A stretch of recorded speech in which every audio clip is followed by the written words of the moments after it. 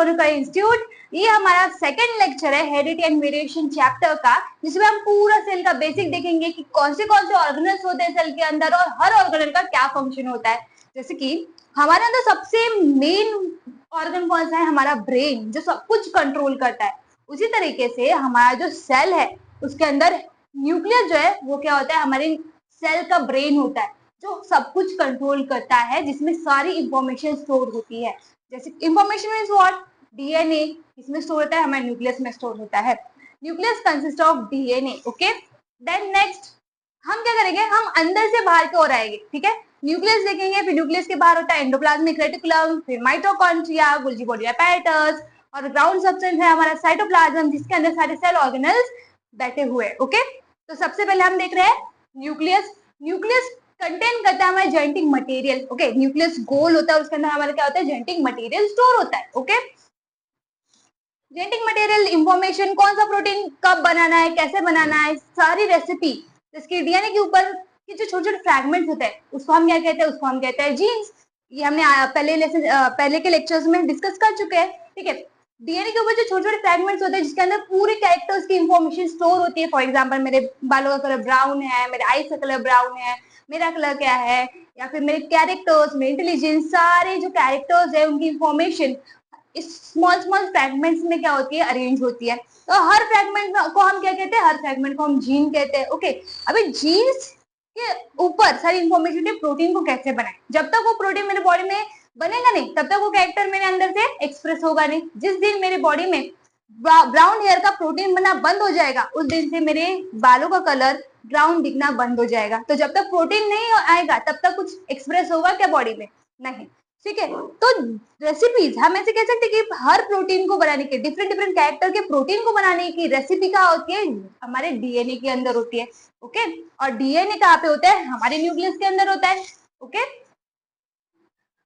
उसके बाद में हमारा एंडोप्लाज्मिक रेटिकुलम। एंडोप्लाज्मिक रेटिकुलम क्या करता है, सेल को स्ट्रक्चर देता है। जिसके हमारी बॉडी को स्ट्रक्चर देने का काम कौन करता है, स्केलेटन करता है। तो हम ऐसे कह सकते हैं कि हमारा जो एंडोप्लाज्मिक रेटिकुलम है वो क्या है, एक स्केलेटन जैसे काम करता है, मेरे सेल को एक स्ट्रक्चर देता है। ठीक है, अब एंडोप्लाज्मिक रेटिकुलम दो टाइप का होता है।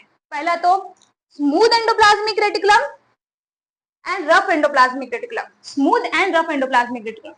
What is mean by smooth and what is mean rough endoplasmic reticulum? Smooth endoplasmic reticulum के ऊपर राइबोसोम्स होते हैं क्या, नहीं। अभी राइबोसोम्स क्या होते हैं, राइबोसोम्स बहुत इंपॉर्टेंट टाइप ऑफ प्रोटीन्स होते हैं जो प्रोटीन सिंथेसिस के लिए हेल्प करते हैं। ठीक है, स्मूथ एंडोप्लाज्मिक रेटिकुलम के ऊपर राइबोसोम्स नहीं होते हैं, रफ एंडोप्लाज्मिक रेटिकुलम के ऊपर राइबोसोम्स प्रेजेंट होते हैं, और इसलिए हम क्या कहते हैं, उसको रफ कहते हैं। इसका जो टेक्सचर है थोड़ा रफ हो जाता है। इतना क्लियर है? ठीक है, नेक्स्ट देखते हैं हम क्या। उसके बाद हमने देखा कि राइबोसोम्स क्या होते हैं, जो प्रोटीन सिंथेसिस के लिए काम में आते हैं। अभी लाइसोसोम्स जो होते हैं वो सुसाइड बैग जिस काम करते हैं। मतलब अगर कुछ भी सेल में वेस्ट मटेरियल है, ठीक है, जो भी सेल में वेस्ट मटेरियल या कुछ भी टॉक्सिक मटेरियल है उसको कहा भेजा जाता है, उसको भेजा जाता है हमारे लाइसोसोम के अंदर। वहां पे होता है एसिड्स, जो एंजाइम्स जो एसिड के जैसे काम करते हैं, और जो क्या करते हैं, जो भी मटेरियल वेस्ट मटेरियल उसको डाइजेस्ट करके डिग्रेड करके खत्म कर देते हैं। इतना क्लियर है? मतलब हम गार्बेज बैग भी कर सकते हैं, हमारी सेल की गार्बेज बैग है, जो भी कचरा आया उसमें क्या आएगा, लाइसोसोम में आएगा और वहां पे उसको खत्म किया जाएगा, उसको ठिकाने लगाया जाएगा। ठीक है, फिर बाद में कौन है हमारा माइटोकॉन्ड्रिया। माइटोकॉन्ड्रिया का बहुत इंपॉर्टेंट रोल है हमारे बॉडी में। इसके बारे में हमारे चैप्टर में बहुत डिटेल में दिया गया है। इसमें कौन सी प्रोसेसेस होती है, इसमें होता है क्रेब्स साइकिल, इसमें होता है electron transport chain reaction cycle, वो हम डिटेल में पढ़ेंगे। ओके, माइटोकॉन्ड्रिया क्या करता है, माइटोकॉन्ड्रिया का फंक्शन है एटीपी को बनाना। एटीपी क्या है, एटीपी हमारे अंदर जो एनर्जी बनती है वो किसके फॉर्म में बनती है, वो एटीपी के फॉर्म में बनती है। ओके, तो वो कौन बनाता है, माइटोकॉन्ड्रिया बनाता है। एडेनोसिन ट्राइफॉस्फेट कौन बनाता है, माइटोकॉन्ड्रिया बनाता है, जो बहुत इंपॉर्टेंट होता है हमारे बॉडी में। ओके, फिर बाद में हमने क्या देखा है, हम देख रहे हैं यहाँ पे Golgi body apparatus। Golgi body apparatus क्या करता है, जो प्रोटीन सिंथेसाइज होगा उस प्रोटीन को ये क्या करेगा, पैक करेगा और चेक करेगा प्रोटीन करेक्ट बनाए कि नहीं बनाए तो उसको पैक करेगा और ट्रांसपोर्ट कर देगा दूसरे सेल्स को या various parts of the body को। इतना क्लियर है? पैकेजिंग एंड ट्रांसपोर्ट का काम कौन करता है, हमारा गोल्गी बॉडी करता है। सिंथेसिस का काम कौन करता है, प्रोटीन को सिंथेसिस करने का काम करता है राइबोसोम। सारी इंफॉर्मेशन कहाँ स्टोर होती है, स्टोर होती है हमारे न्यूक्लियस के अंदर। इतना क्लियर है? फिर उसके बाद होते हैं वैक्यूल्स। वैक्यूल्स एक वैकेंट स्पेस होती है, ओके, एक वैकेंट स्पेस होती है जो मेरे सेल को स्ट्रक्चर भी देती है, उसके शेप को मेंटेन भी रखती है, साथ साथ कुछ वेस्ट प्रोडक्ट भी ये क्या कर लेती है, अपने अंदर इनहेल कर लेती है।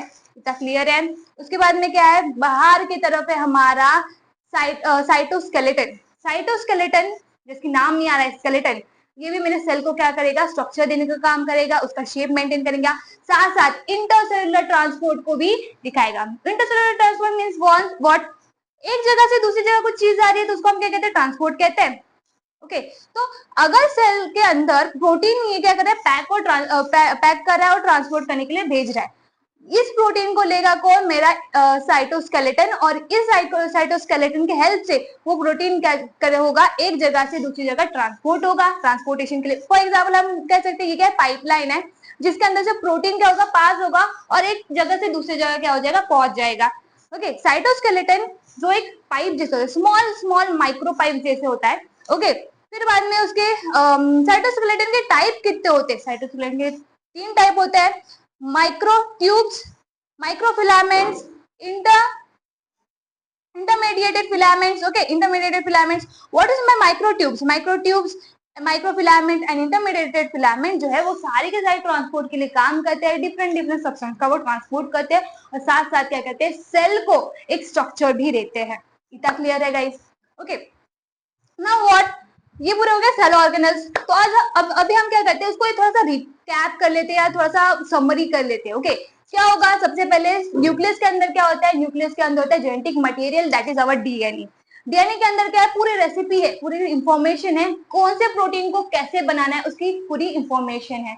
अभी यहाँ पे जाएगा हमारा एमआरएनए, जो हम सामने के लेक्चर्स में ट्रांसक्रिप्शन, ट्रांसलेशन, ट्रांसलोकेशन में और डिटेल में पढ़ेंगे कि कैसे यहाँ की इंफॉर्मेशन को कॉपी किया जाता है और उसको साइटोप्लाज्म, ग्राउंड सब्सटेंस है हमारा साइटोप्लाज्म, जिसके अंदर ये सारे क्या होते हैं, सेल ऑर्गेनल्स बैठे हुए होते हैं। ओके, ये जो डॉट डॉट निकाला है ना मैंने, ये डॉट डॉट निकाला है, वो क्या होता है, कुछ राइबोसोम्स एंडोप्लाज्मिक रेटिकुलम के ऊपर होते हैं, कुछ राइबोसोम्स साइटोप्लाज्म में होते हैं। ठीक है, जेनेटिक इंफॉर्मेशन स्टोर है हमारे न्यूक्लियस में, न्यूक्लियस में मतलब डीएनए है, डीएनए के अंदर सारी इंफॉर्मेशन है, वहां से कॉपी करना पड़ेगा हमें और उसको साइटोप्लाज्म में लाना पड़ेगा। ठीक है, सेल को स्ट्रक्चर देने के लिए एंडोप्लाज्मिक रेटिकुलम है, ये 2 टाइप के होते हैं, एक रफ एंडोप्लाज्मिक रेटिकुलम और एक स्मूथ एंडोप्लाज्मिक रेटिकुलम। रफ में क्या होता है, ऊपर राइबोसोम्स होते हैं और स्मूथ में राइबोसोम्स नहीं होते हैं।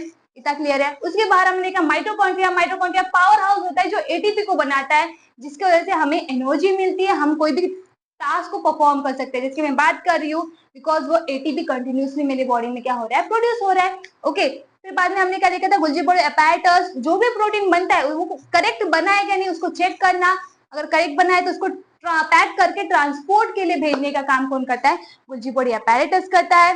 फिर हमने क्या देखा, हमने देखा वैक्यूल्स। वैक्यूल्स क्या करता है, उसके अंदर वेस्ट प्रोडक्ट्स को, जो वेस्ट मटेरियल जो है उसके अंदर भेजा जाता है और साथ साथ वैक्यूल्स सेल को शेप भी देते हैं।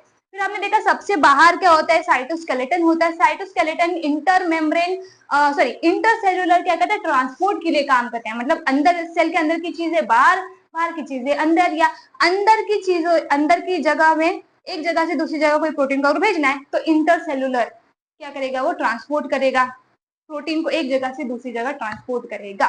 इतना क्लियर है? फिर बाद में हमने क्या देखा था, एंडोप्लाज्मिक रेटिकुलम। फिर हमने देखा था कि साइटोस्केलेटन 3 टाइप का होता है, इनके अलग अलग फंक्शंस है, जिसको हम अभी इस क्लास में नहीं देखेंगे बट आगे आने वाले क्लासेस में जरूर देखेंगे, 12th स्टैंडर्ड में और आगे आगे और डिटेल में देखेंगे। ओके, ठीक है, so this is for today, learn today and read tomorrow with us. आज के लिए इतना। अभी इसके बाद के जो भी लेक्चर्स होंगे जिसमें हम ट्रांसक्रिप्शन, ट्रांसलेशन, ट्रांसलोकेशन देखेंगे, उसको पढ़ने से पहले इस टॉपिक को क्लियर करना बहुत इंपॉर्टेंट था। अगर ये टॉपिक आपको क्लियर नहीं होगा तो बहुत दिक्कत जाएगी। ठीक है, एक पॉइंट था कि हमारा जो न्यूक्लियस है उसके ऊपर क्या होते हैं, छोटे छोटे स्पोर्स होते हैं, मतलब छोटे छोटे होल्स होते हैं, जिसके हेल्प से क्या होता है, एमआरएनए अंदर जा सकता है और अंदर से बाहर आ सकता है। Okay, so this is for today, learn today and read tomorrow with us.